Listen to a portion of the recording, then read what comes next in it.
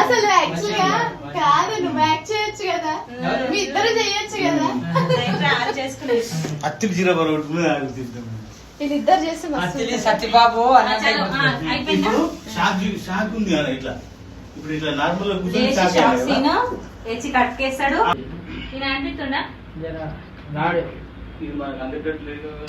శేఖర్ ఇంకొక లైట్ పట్టుకురాపో.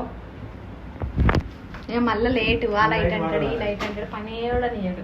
చూద్దాం ఒక్క షార్ట్ అన్న చూద్దాం అంటే